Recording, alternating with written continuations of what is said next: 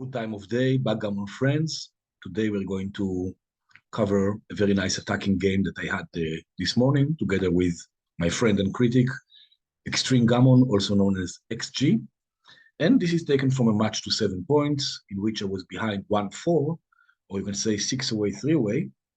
Let's see how we hide the controls. This. Right. So yes, I was behind 6 away, 3 away, which is a great score for attacking anyway. And we see that Extreme Gammon starts with 4-1, which he plays 4 from the midpoint, 1 from the back. And I roll a 6-3. Normally what we would like to do with this kind of a roll is jump over this entire mess that he's creating in the middle. Before he can prime us, before he can do bad things to us, we like to escape a checker. And the opponent rolls a very good 4-1 and makes the 5-point. Here it was a little bit inaccurate to come to the front. It was a little bit better to bring this checker down. I just didn't want to do it. Let's take a look at this main move. I didn't really want to come here because, I already escaped one checker. He has 2 checkers back. He has the better board. I thought I was giving him too many shots. However, it is good to have a little bit of distribution. It wasn't a very big one, just a 0.011. The plays are close to equivalent.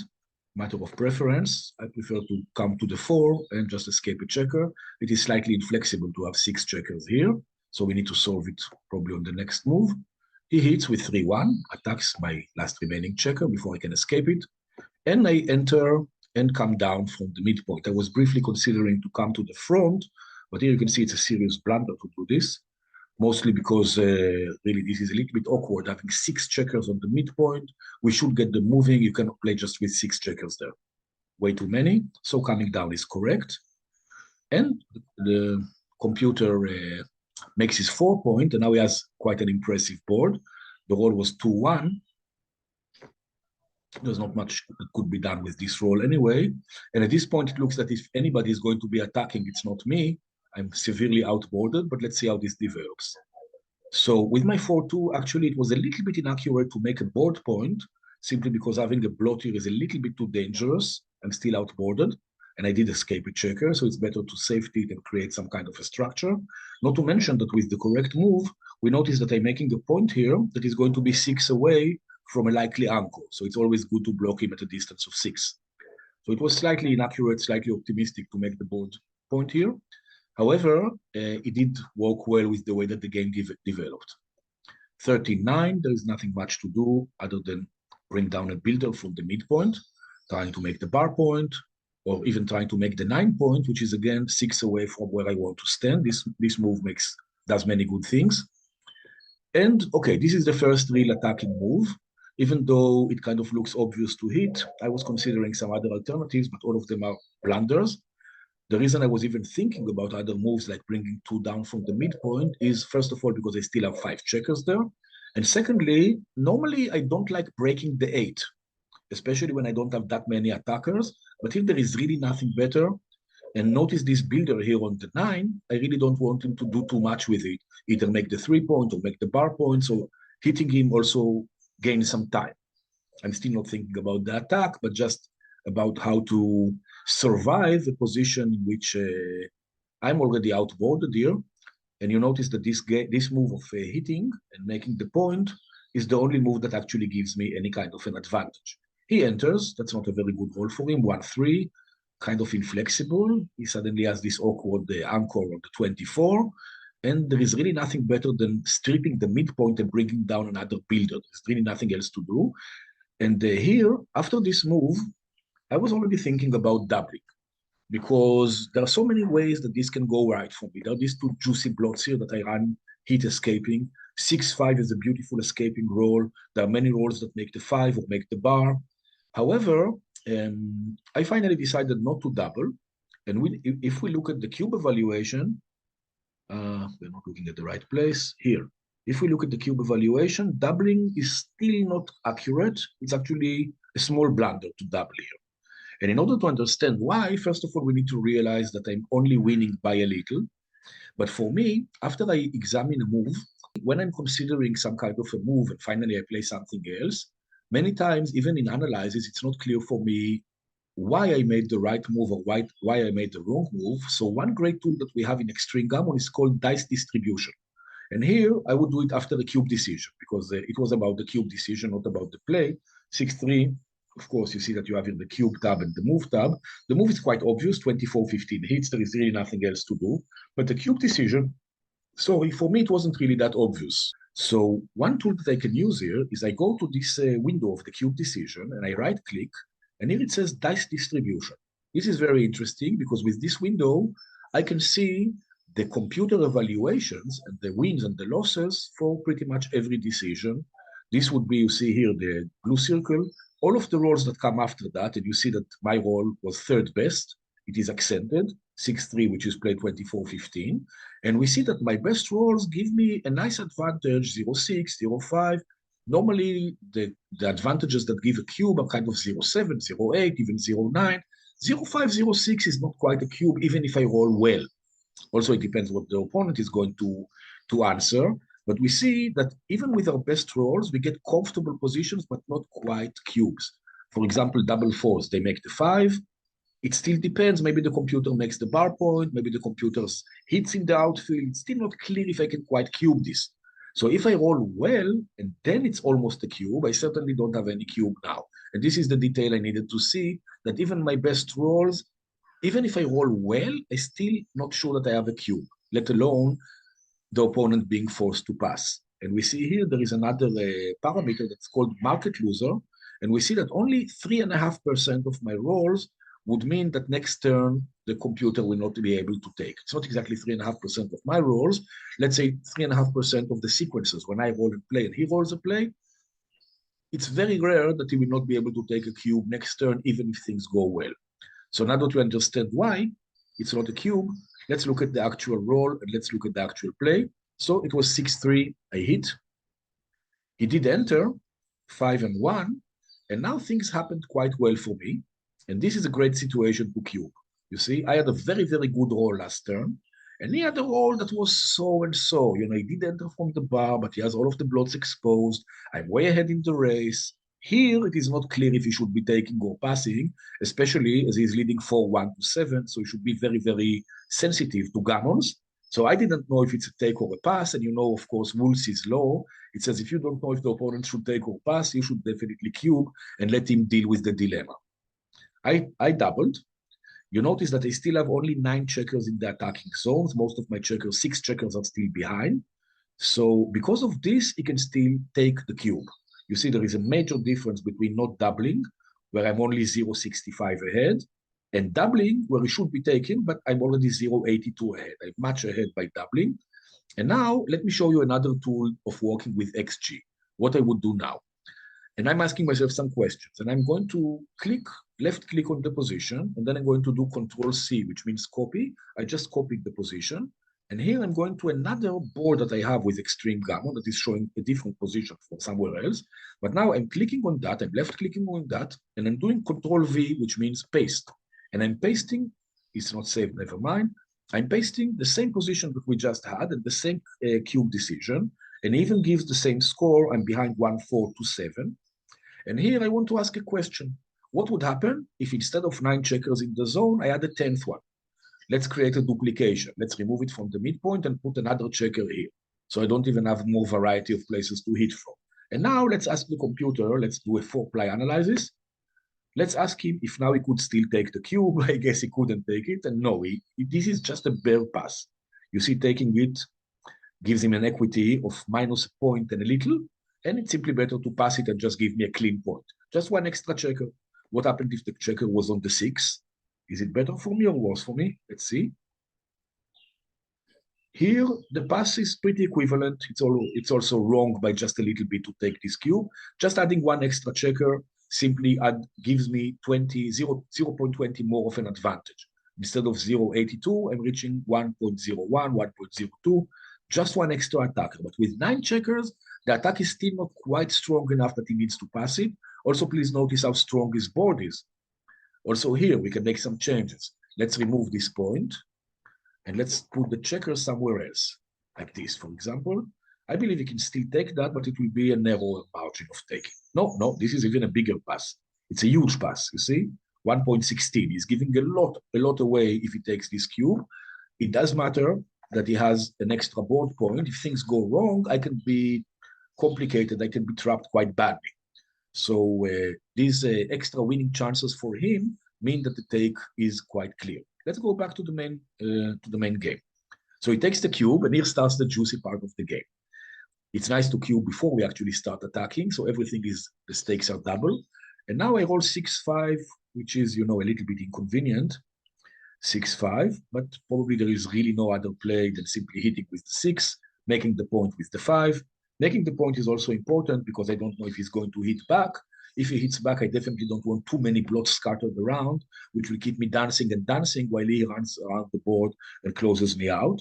So making the point is still important. I shouldn't just be thinking of attacking.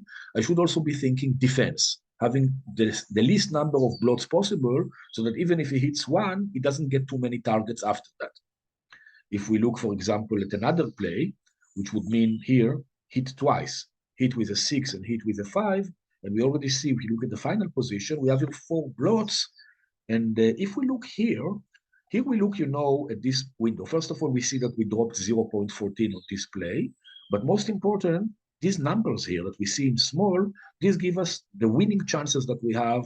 How often do we win a gammon? How often do we win a backgammon?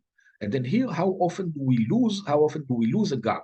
And suddenly we see that with this move, we lose a gammon much more often.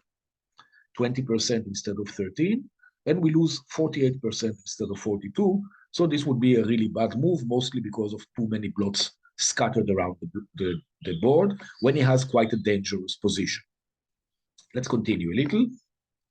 And okay, he dances with, this is quite lucky for me, he dances with a 6-4.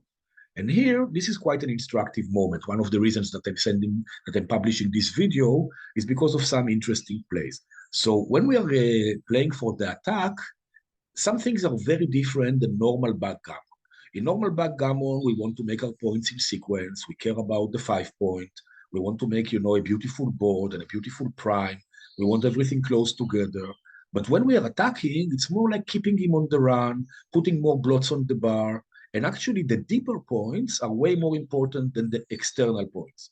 When I'm playing a normal game, like a prime versus prime, or a running game, or a holding game, or any kind of game, basically, where there is contact and threats, I do want to create the points densely together, the 6 and the 5, the 4, the 8, also the 7. I want to create a prime. I want to create a barrier so that if I hit him, it's harder for him to escape.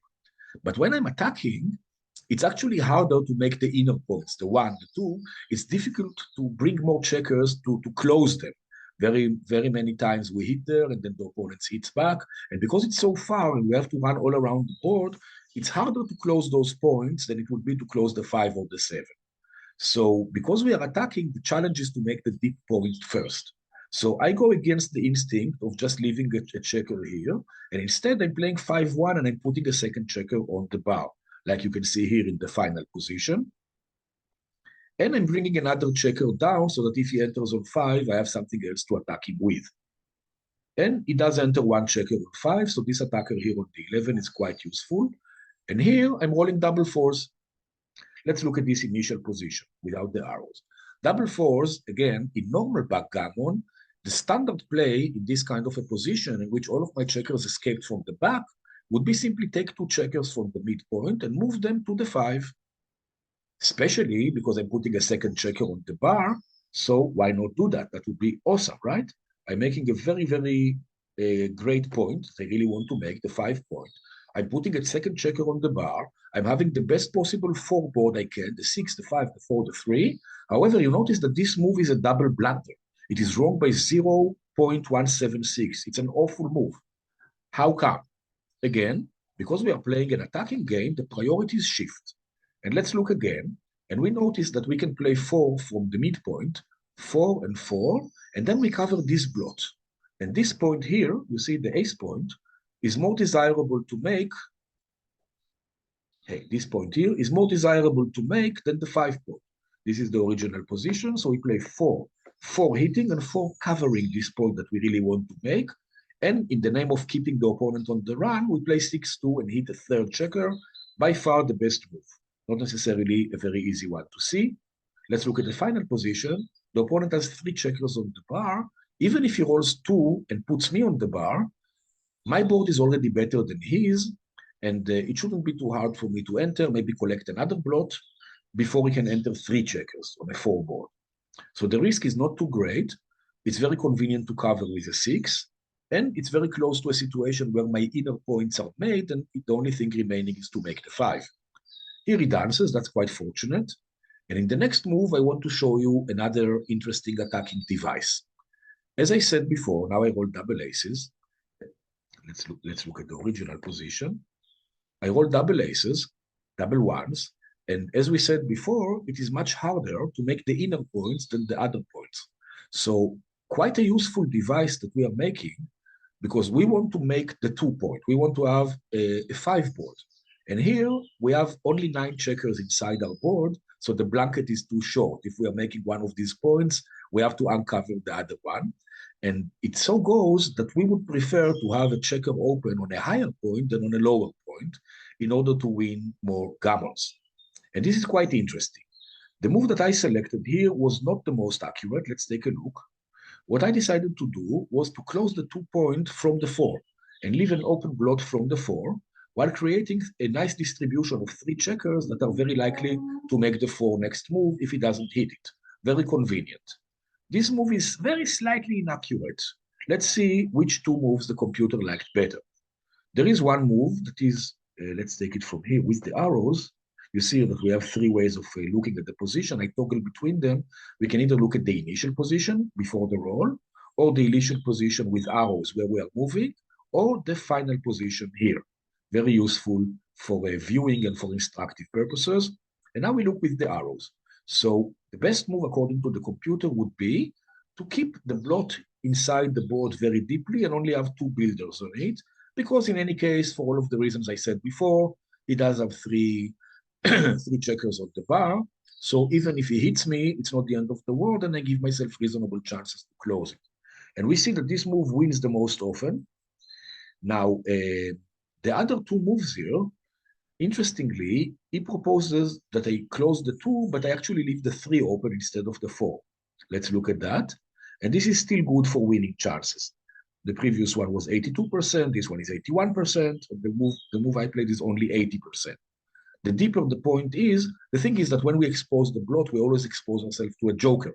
He can roll doubles of the number that he needs to enter, and suddenly all of the checkers are in and I'm on the bar. So obviously, if this happens, I'd rather it be a deep point that is harder to come out from than an advanced point. So all things being equal, obviously, having the blot inside the board means that I'm going to win more often, but having the board closer to the outside means that I will win more gammons because it's easier to cover, but I will actually win a bit less often because of the jokers that enter and suddenly is in a position to run and is not like here, stuck behind many checkers. So my move was slightly inaccurate, not very much so, very slightly, but it demonstrates a very important principle in attacking plays that sometimes we want to cover the inner point and leave the blot outside. Quite instructive from this angle as well. And let's go to the next move. The opponent fortunately dances. Of course, I can have the best attacking game in the world, but this being backgammon, I do depend on some luck, and the opponent does need to dance. Obviously, if he begins to enter and I need to run around the board, the game can turn quite ugly. Any good attack always involves risks, but when it works, it's beautiful, and this game does illustrate some good devices. And now, let's look at the next move. Obviously, the 3 has to cover the 4, and I'm bringing another builder because I want to make my last remaining point the 5. We're going to have some fighting over it. Maybe he will enter, and I will hit, and he will hit me back. Let's see how it goes. He does enter a checker. And I roll double 3s, which is great in order to simply make the point and close the board. Let's look at this position. Now the board is closed, and we are still left with the last remaining challenges of bearing in the checkers and bearing them off. Surprisingly, this also involves some interesting considerations, so let's just wrap it up with this last piece. Obviously, it's not going to enter for many moves now, and we roll double 4s. Let's look at the initial position, and let's put some arrows in. Initial position, and we come, from the 13 to the 5, and from the 10 to the 2. Normally, when coming in, we want to make sure that all of our big numbers play well, all of the double 6s. From here, double 6s play very well. As you can See for yourself. 6-5, I enter with 6 and pair off a 5. That's wonderful. Double fives also play well. I play the 5 in. I play 6-1 with 2 checkers, and I bear off 1 checker from the 5. Not so nice, but, still no blots. At least it is safe. There was a slightly better play. You can check it later. You can see it here. I'm not going to show it. And the next one is 5-4, and I simply run the checker all the way. Notice that I could have played 4 here and pair off a checker from the 5. I could have played that, 1 checker off, but this is already not so good because, 6-3, 6-4, 6-5, double sixes, double fives, they all leave blots. So it's better not to have just, an extra checker on the last point that we have with just pair points after that. That's a bit risky. So we are not going there. We are not bearing off a checker. Instead, we are simply playing safe and leaving this distribution only vulnerable to double sixes and double fives. Not many shots. Let's continue. He dances, of course. The board is still complete, and we roll 4-2. Here, notice that we could have already borne off a checker. We could have played borne off from the 4. However, this is a problem. It leaves a gap, so it's a blunder. It's a big blunder. It costs us a lot of winning chances, leaving the gap here. So we shouldn't be doing that. We should be clearing the last point, 6-4, 6-2, not bearing off. For the second time, we had an opportunity to bear off checkers. We still hold off for safety. And here, okay, again, we can easily play 5-2 and just bear that checker off. Still not quite accurate. We don't want to leave blots if we don't absolutely have to. So we still play carefully. We prepare to clear the 5-point and the 4-point by removing the spare checkers from them. We play very, very safe. Also because we realize that if we don't leave blots, it will be very, very difficult for him to save the gammon with 3 checkers on the bar and so many checkers on the outfield. So it's not like the gammon is at risk or anything. Look at the percentages. We're winning this 97% of the time and 93% gammons. So we don't really want to take risks. So for the 3rd time in a row, we are not bearing off a checker when we can do it. And of course, he still dances. He rolls 5-3. And here, we get a 4th opportunity to bear off checkers with 4-2. And we still decline it politely. And we clear another point from the rear. We clear the 5-point. Letting him enter is not saving the gammon anytime soon. Interestingly, the play that is more greedy and bears off checkers, not only losing more games, we go from 99% winning chances to 92, but it actually wins less gammons, fewer gammons. Instead of 96% gammons, we only win 88% gammons if we bear off 2 checkers. Because apparently, if we do that, because of this gap, there will be many games that we will still win, but the time that we run around the board and everything, the opponent will manage to reach home safely. But also because, when we win fewer games, we cannot win as many gammons. That's also obvious. So leaving a gap is really not recommended. We clear another point. And I think that here we can simply end the coverage. I started bearing off checkers. He started entering from the bar, double 4s. And the rest was already pretty uninteresting. I hope you learned something from this video.